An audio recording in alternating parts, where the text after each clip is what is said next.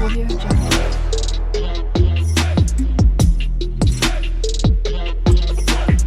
Audio Jungle. A Lei Complementar 150/2015 encerrou a discussão que havia entre a diarista e o empregado doméstico. Abre aspas.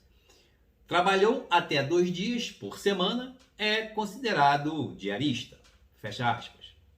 Logo, o jardineiro e a faxineira que prestam serviços para o condomínio residencial são considerados empregados domésticos ou trabalhadores domésticos, pois ambos possuem vínculo empregatício, como habitualidade, subordinação, onerosidade, remuneração, pessoalidade, conforme o artigo 3º da CLT e, portanto, segurados obrigatórios. Veja, essa questão aí é nível médio, tá? Não é uma questão fácil, né, de domínio público, lugar comum, todo mundo sabe, não. Isso aqui é nível médio, tá? E também não é uma questão difícil, aquela de ponto de corte. Não, não é. Por quê? Porque ela trata de legislação, tá? Só que tem um detalhe. Trazemos aqui uma nova legislação, né, para acrescentar naquela da introdução, que são legislações básicas para você começar a abrir seu horizonte no direito previdenciário, né? Legislações básicas lá na introdução. Aqui nós temos aqui a Lei Complementar número 150 de 2015, nós temos aqui o artigo 3º da CLT, ou seja, aí você já tem que, né, acrescentar aí, engrossar o caldo da sua legislação aí, do seu estudo. Já tem que acrescentar, tá? Porque para você desenvolver uma questão dessa, você tem que saber o que fala, né, a lei complementar, o artigo 3º, tá? Até porque ele faz afirmações, não é? Tá dizendo aqui que a lei complementar 150, né, encerrou a discussão entre diarista e empregado doméstico. Então, tem que saber, né? E tem um detalhe, quando fala aqui diarista, homem e mulher, empregado doméstico, homem e mulher, ok? Então, sempre com aquela pegada diferenciada, né, nós vamos tratar desses tópicos até chegar com base, né, você vai ter uma base para a resolução da questão. Vamos lá. Segurados obrigatórios. Pô, tem que saber primeiro o que é segurado obrigatório. A gente vai estar onde o conceito de segurados obrigatórios, Lei 82/13, tá? São considerados segurados obrigatórios todo trabalhador que exerça alguma atividade laboral sujeita ao enquadramento compulsório no regime geral de previdência social. Artigo 11 da Lei 82/13. Então, de antemão, você aí na sua lei vai ter que lá colocar aí marca-texto, porque é importante. Porque lá, no artigo 11, vai estar dizendo quem é os segurados obrigatórios. Veja, aquele que se enquadrar em uma dessas hipóteses do artigo 11 da Lei 82/13 será filiado ao regime geral de previdência social, independentemente de sua vontade, ficando também obrigado a contribuir para a manutenção do referido regime geral de previdência social. Veja, acabamos de falar aí em questões anteriores sobre a filiação, tá? Então nós estamos aqui, ó. Quem está no artigo 11 é filiado ao regime geral, independentemente de sua vontade. Por quê? Não tem como você chegar numa empresa, né? Chegar lá numa empresa e dizer assim, vai me contratar, vamos contratar, fechar aqui negócio, você vai ser meu empregado, a empresa assim, assado. Aí o empregado chega e fala para ele assim, olha, é o seguinte, eu pago previdência privada, tá? No banco aí, tá? Já sabemos que é aberta, tá? Previdência complementar aberta, tá? Eu pago complementar, tá? O banco que eu uso aí, então eu já pago uma aposentadoria. E também faço aplicações também, tá? Fundo de investimento, enfim. Então eu não quero ser descontado, tá? Por regime da Previdência. Eu não acredito no regime da Previdência, né? Então, ele chega pro patrão dele e fala, não, eu não quero. Por quê? Porque eu já tenho, no meu banco eu já faço, né, uma aposentadoria privada lá. E eu aplico também, faço algumas aplicações aí, tá? Fundos de investimento, ações, enfim. Então, a longo tempo aí, eu não quero que você desconte aí do regime geral. Negativo. Nananina não. Meu amigo, a partir do momento que você começa a trabalhar, regime próprio, regime geral, meu amigo, a empresa tem que descontar. Não tem jeito, cara. Regime geral, independente da sua vontade, independentemente da sua vontade. Porque você tem uma situação, já tem aí um fundo de emergência, já faz investimento. Negativo. Você não tem essa de você chegar para o seu empregador e falar, não quero que desconte, tá? Para a Previdência. Negativo. A partir do momento da sua filiação, tá? Você é obrigado a contribuir para a manutenção do regime geral. É o princípio da solidariedade, né? Aquele pacto intergeracional, tá? Entre gerações. Vai entrando gente, tá?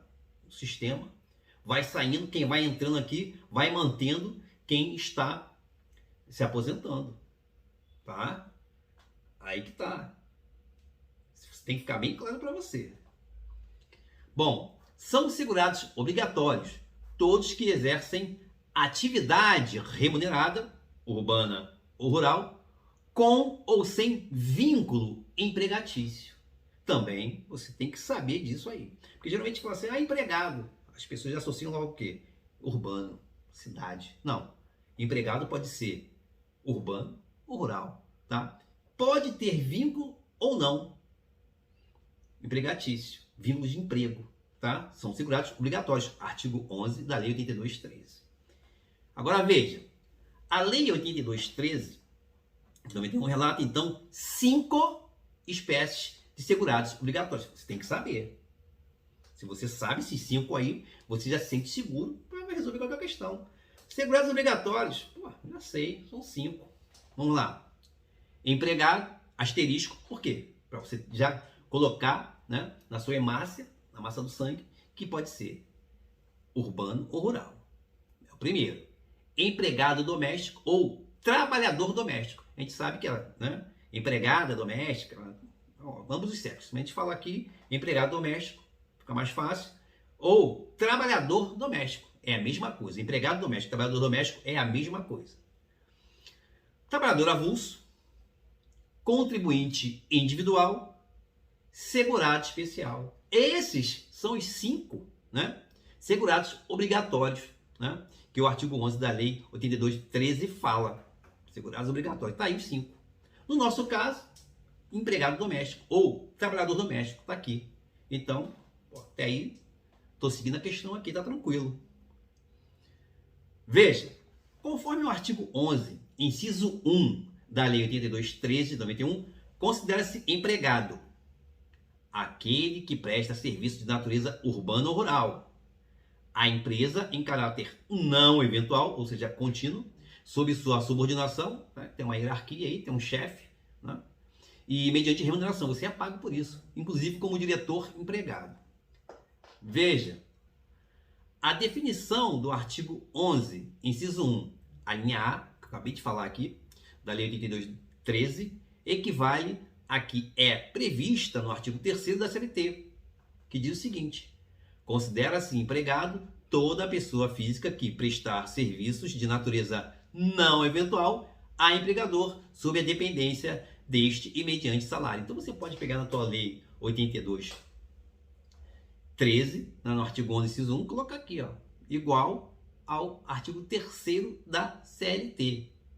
Veja, serviço habitual, subordinado e remunerado prestado à pessoa física ou jurídica que desenvolva atividades voltadas à obtenção do lucro. É isso que o artigo 11, inciso 1, a linha A, e o artigo 3º da CLT quer dizer, tá? Tem que ter aí, tem que ser habitual, tem que ser subordinado, remunerado, prestado por pessoa física ou jurídica que desenvolva atividades voltadas à obtenção de lucro, ok?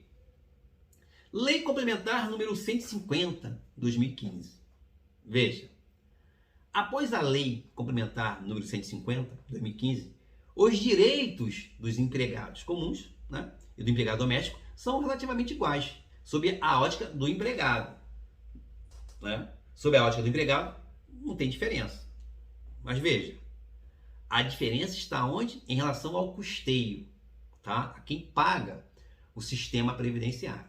Haja vista a contribuição básica do empregador doméstico, ou seja, o patrão, né, o empregador doméstico, é de 8% sobre o salário de contribuição, enquanto que o empregador comum, né, equiparado à empresa, paga 20% sobre a folha do pagamento. O que quer dizer isso?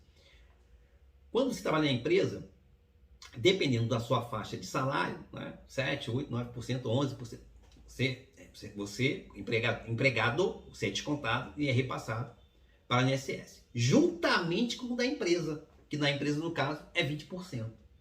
E no caso do empregador doméstico, né, daquele que contrata o empregado doméstico, né, aquele que contrata o serviço do doméstico, ele tem que fazer o quê? Descontar 8% do salário de contribuição. Já a empresa, a empresa desconta, além de descontar, ser escalonado o do trabalhador, de acordo com o salário dele, a empresa também desconta. O empregador pega tudo, da empresa pega tudo, o que desconta dos empregados e o que desconta dela mesma e repassa para a Previdência. Por isso tem muita empresa aí que deve Previdência. Pô, né? Dependendo do número de empregados, né? E tirar 20% da folha de pagamento. Então, às vezes, acontece isso. Tem muita empresa aí devendo. Né? Haja vista até aí time de futebol também. Devendo, a folha está devendo a Previdência. O time tal está devendo. Por causa disso. Porque é um gasto. O empregador, ele tem um gasto, que não é fácil. Tá? Ainda mais com a carga tributária que nós temos aí. A Lei Complementar número 150 positivou o entendimento que já era uniforme, tá, na jurisprudência trabalhista. O vínculo de emprego doméstico se diferenciam em relação aos diaristas por prestarem o serviço por mais de 2 dias por semana. Até 2 dias, você é diarista. Né? Chega um cliente lá para você, né? ou você trabalha, né? Como diarista não sabe disso. Ah, eu sou diarista. Eu trabalho... Ah, você é diarista? É. Eu trabalho 4 dias na semana. Pô, então você não é diarista. Sinto muito te informar, minha querida, meu querido, você não é diarista. Diarista é 2 vezes por semana. Até 2 vezes por semana. Se você trabalhar 3, 4, 5, então você não é diarista. Ok? Então reveja aí seu conceito aí. E você agora com essa informação, que você seja também um multiplicador, né, dessa informação aí, tá? Então essa é a diferença do empregado doméstico ou trabalhador doméstico da diarista, né? Porque o empregado doméstico, ele trabalha mais de 2 dias por semana. Bom, o Brasil, como signatário da Convenção número 182 da OIT, Organização Internacional do Trabalho, proíbe que menores de 18 anos sejam contratados como domésticos. Veja, isso aqui é a prova. Na prova, acontece aqui. Não tem jeito, prova está aqui. Porque na prática não existe isso. Né? Região Norte e Nordeste, quem tem oportunidade de conhecer, né? De conviver, não como turista, mas conviver, morar, como foi o meu caso, sabe que não é bem assim. Né? As pessoas vão lá no interior, pegam uma criança lá, 10 anos, 11 anos, 12 anos, leva para sua casa e já fala ali, olha, me chama de tia. Né? Para a vizinhança ali, ah, minha tia. E você, o que você faz? Você bota um colégio público. Sai lá daquele interiorzinho lá e no máximo você faz o quê? Né? Colégio, vai pro SUS ali se estiver doente, colégio público tá melhor que o anterior. Essa é a visão.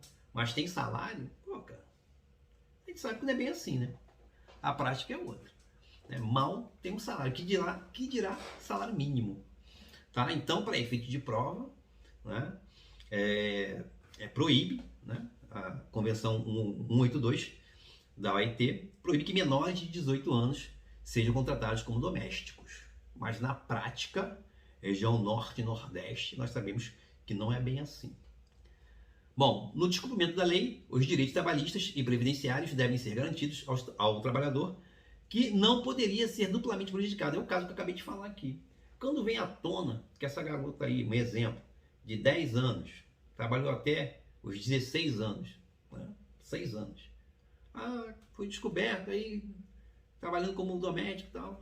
Ela sai com uma mão na frente e outra atrás? Negativo. Os direitos trabalhistas e previdenciários serão cobertos pela pessoa, né? Entre aspas, o empregador doméstico. A pessoa que pegou a criança lá, né? Prometeu dar estudo, dar não sei o que, salário, não sei o que. Pô, essa pessoa aí, meu filho, ela vai responder, independente mesmo de pagar um salário mínimo ou não, porque é proibido por lei menor de 18 anos trabalhar como doméstico. Quer dizer, ela, não, mas eu paguei salário mínimo, eu não sei o que.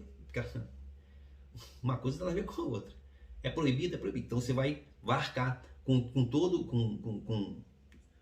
os direitos trabalhistas e previdenciários. Então vai contar para ela, depois dali, né, 16 anos, 17, 18, começa a trabalhar, vai contar aquele tempo lá, que ela trabalhou na casa lá, né, dos 10 aos 16, já tem um tempo de trabalho aí, de previdência.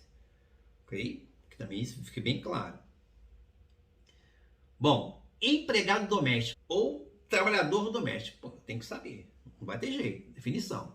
O artigo 11, inciso 2 da Lei 82.13, define o empregado doméstico como: são segurados obrigatórios, ok, tá, da Previdência Social, de acordo com a questão, as seguintes pessoas físicas como empregado doméstico: aquele que presta serviço de natureza contínua à pessoa ou família no âmbito residencial, desta em atividades sem fins lucrativos. O problema aqui é que a pessoa ali, a legislação, a Lei 82.13, artigo 11, inciso 2, ela não fala se é pessoa física ou jurídica. Não é? Isso aí é uma doutrina que vai te dar luz, uma doutrina comentada. Ok? Então, essa é, né, para a Lei 82.13, a definição de empregado doméstico: pessoa ou família, né, natureza contínua, a pessoa ou família no âmbito residencial, em atividades sem fins lucrativos. Isso também aqui é de máxima importância, tá? Natureza contínua, a pessoa ou família, tá? Em atividades sem fins lucrativos. Isso é extremamente importante para que você consiga matar a questão. Requisitos que diferenciam o empregado doméstico do empregado comum. Vamos a eles. A atividade deve ser sem fins lucrativos. Pô, acabei de falar ali. Sem fins lucrativos. Veja, no caso da empregada da família preparar bolos ou salgadinhos para serem vendidos pelas redondezas da residência da família, o vínculo será convertido em emprego comum. O mesmo acontece com o caseiro do sítio, no caso de colheita de frutas para a produção de polpas e futura venda, tornando-se assim um empregado rural comum. Aí tá, não pode ter fim lucrativo. A dona da casa lá pega a empregada, vamos fazer aqui coxinha para vender. Pô, cara, aí já, ela ajudou ali, tá ali. Mas tem que provar, lógico, filmar, enfim, né? Tá ali fazendo empada para vender. É empregada da casa. Pode ter fim lucrativo? Não. A partir do momento que tem fim lucrativo, né? Vamos fazer aqui bolo para vender, né? Como está aqui. Bolo, salgadinho. Não dá.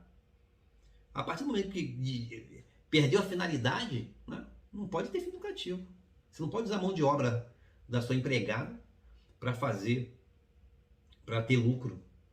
Já pago ela, vou botar ela para trabalhar aqui para mim aqui. Marmita para fora. Marmita nem para fora nem para dentro. Não pode ter fim lucrativo. Ok? Vamos fazer brownie. Me ajuda aqui, fulano, a fazer brownie. Começa assim, né? Me ajuda a fazer brownie. Embrulha para mim. Bate a massa. Não sei o quê. Vai dobrando. Bota essa caixa aqui para mim. Pô, ela tá trabalhando na linha de produção. Ela é empregada doméstica? Pô, ela tem que fazer o serviço da casa. A partir do momento que tem fim lucrativo, descaracteriza, né? E ela, né, vai entrar na justiça lá, no trabalho, inclusive, vai dizer, não, eu quero meus direitos. Porque ela já não é mais empregada doméstica, agora é empregada comum. Ok? Eu queria até participação desses lucros aí. Pô. Vamos lá. O trabalho deve ser exercido no âmbito residencial. Pô, a questão fala de quê? Condomínio residencial. Bom, não se exige que seja permanentemente dentro da casa, mas sim que haja um vínculo de confiança, intimidade, alguma conexão com o lar e com a família, para poder ser o quê? Caracterizado como um empregado doméstico. O tomador de serviço, aquele que contrata, deve ser pessoa física ou família. Cara, matou a questão. A pessoa jurídica não contrata empregados domésticos. Logo, o jardineiro e a faxineira, que prestam serviços para o condomínio residencial, não são empregados domésticos, mas sim empregados comuns. Cara. Então, a questão está o quê? Errada. Ok? Mais uma questãozinha aí para você tomar cuidado. Te espero na questão número 15. Forte abraço, bons estudos e sucesso sempre!